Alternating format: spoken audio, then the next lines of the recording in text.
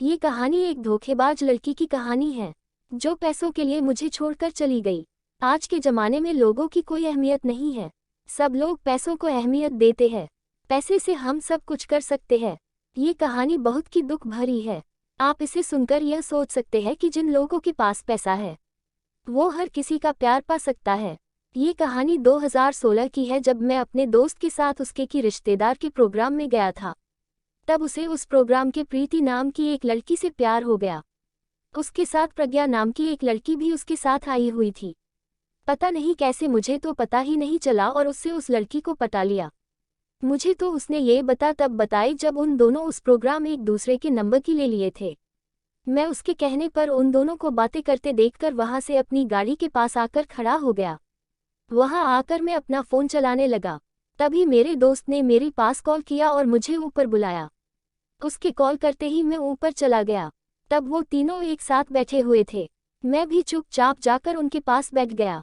हम सब ने कुछ देर तक बातें करी और फिर मेरा दोस्त प्रीति को लेकर वहां से चला गया। उसके जाने के बाद मैं प्रज्ञा नाम की लड़की के पास बैठा हुआ था। हालांकि मैं उसके पास बैठा लेकिन मैंने उससे कुछ भी नहीं कहा। तब को अपनी जगह से खड़ी होकर मेरे पास आकर बैठ गई और मेरे दोस्त के बारे में पूछने लगी। क्या करता है, कहाँ से है, ये पहले भी किसी से प्यार करता था क्या, ऐसे ऐसे सवाल पूछने लगी। तब मैंने उस लड़की को बिल्कुल पागल समझा। भला कोई कमीना दोस्त ही होगा जो अपने दोस्त का राज किसी दूसरे के सामने खोलेगा। मैंने उस समय उस लड़की के सामने अपने दोस्त की तारीफों के पुल बांध दिए। तभी वो मेरी तरफ देखने लगी और मुझसे पूछने लगी कि मैंने किसी से प्यार किया है क्या है। उसके कहने पर मैंने भी शरीफ बनकर उससे मना कर दिया। कुछ समय बाद मेरा दोस्त प्रीति लेकर हमारे पास आ गई। फिर हम सब एक दूसरे से बातें करने लगे। मैंने और मेरा दोस्त उस प्रोग्राम में खाना खाकर अपने घर आ गए। घर आकर मैंने अपने दोस्त को प्रज्ञा ने जो बात पूछी थी वो सारी बातें उसको बताई। उसके बाद उसने प्रीति के साथ बिताए वक्त को मेरे साथ शेयर किया। उसने कहा वो और प्रीति पहले से ही एक दूसरे को जानते हैं। उसके कहा कि उसने बहुत कोशिश करी थी लेकिन वो कुछ नहीं कर सका। उसके बाद वो दोनों एक साथ इस प्रोग्राम में मिले। तब जाकर उन दोनों की बात हुई। वो मुझे प्रीति के बारे में ही बता रहा था। इतने में ही प्रीति का कॉल आ गया और कॉल आते ही वो मेरे पास से दूर चला गया। मैं उसके जाने के बाद अपने कमरे में चला गया और तभी मेरा दोस्त हरी मेरे कमरे में आया तो मुझसे पूछने लगा कि मैं किसी लड़की से प्यार करता हूँ क्या। तब मैंने उसे मना कर दिया। मेरे मना करने के बाद उसने कहा कि प्रीति उससे बोल रही थी कि प्रज्ञा मुझे पसंद करती है, यदि मैं भी उसकी पसंद करता तो बता दूं। उसके कहने पर मैंने तो मना कर दी थी लेकिन किसको पता था कि वो लड़की मेरे गले ही पड़ जाएगी। उसने पता नहीं रात को हरी को क्या कह दिया कि हरी मुझे सुबह उससे मिलाने के लिए ले गया। मैं चारों फिर एक होटल में मिले। तब प्रीति ने मुझसे प्रज्ञा से प्यार करने की बहुत रिक्वेस्ट की। मैंने उससे कहने पर मैंने प्रज्ञा को बुलाया और उससे कह दिया कि वो मुझे बहुत पसंद। मेरे हाँ कहने पर प्रज्ञा बहुत खुश हुई। हम सब ने कुछ तक एक दूसरे से बात की और फिर वहां से कहीं बाहर घूमने के लिए चले गए। हम चारों एक साथ शाम तक घूमते रहे। फिर देर रात को हम दोनों उन दोनों को छोड़कर फिर से अपने घर आ गए। आकर हम दोनों ने एक उन लड़कियों के बारे में बातें करी। तभी हम दोनों के पास उन दोनों लड़कियों का कॉल आया।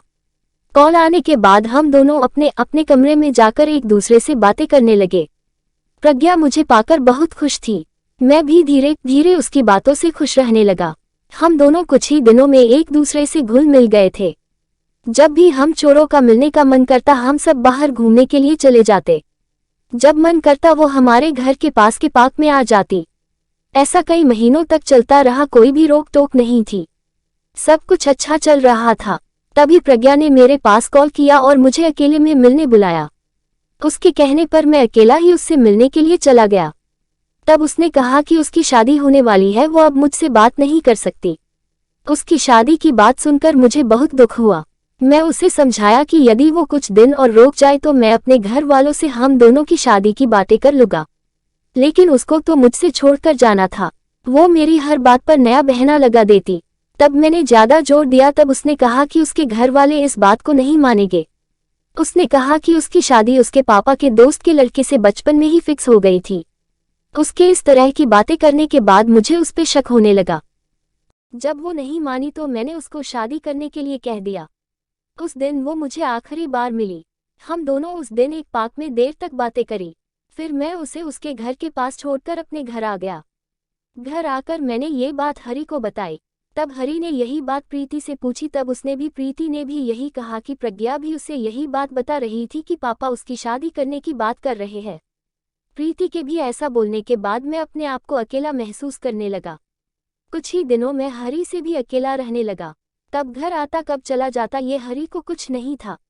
या तो मैं रात को आकर सो जाता तब हरी को पता चलता, या मैं सुबह उठकर मैं चला जाता तब उसे पता चलता।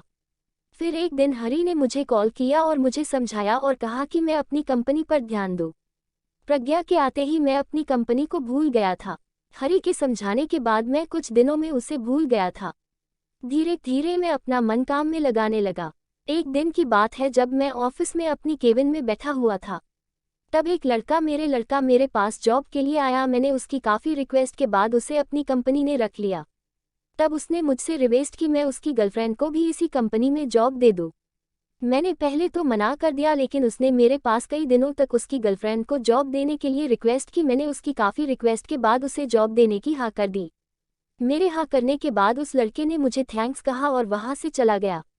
अगले दिन वो उसकी गर्लफ्रेंड को लेकर मेरी कंपनी में आया। तब मुझे पता नहीं था कि जो लड़की आई है वो प्रज्ञा है। वो लड़का प्रज्ञा को लेकर मेरी केबिन में आया। मैं कुछ कहता उससे पहले ही उस लड़के ने मुझसे कहा कि सर, मैं जिस लड़की की बातें कर रहा था वो यह है। जब हम दोनों ने एक दूसरों को देखा था मैं चकित रह गया। प्रज्ञा की आंखें फटी की फटी रह गई। उसे देखकर मैंने सोचा कि इसकी तो शादी होने वाली थी और ये इस लड़के के साथ यहाँ क्या कर रही है। मैंने उससे उस समय तो कुछ नहीं कहा और उसे अपनी ऑफिस में जॉब दे दी। यही बात मैंने हरी को बताई। तब हरी भी इस बात को सुनकर चकित रह गया।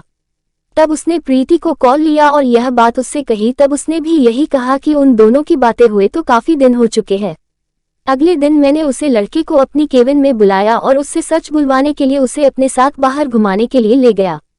तब मैंने बातों ही बातों में उससे पूछ लिया कि क्या प्रज्ञा से तुम्हारी शादी होने वाली है। तब उसने कहा कि ऐसा कुछ भी नहीं है। उसने बताया कि प्रज्ञा ने उसे एक होटल में प्रपोज किया था। उसने कहा कि वो किसी लड़के से पहले प्यार करती थी, लेकिन उससे झूठ बोलकर उससे पीछा छुड़वाकर वो मेरे पास आ गई है।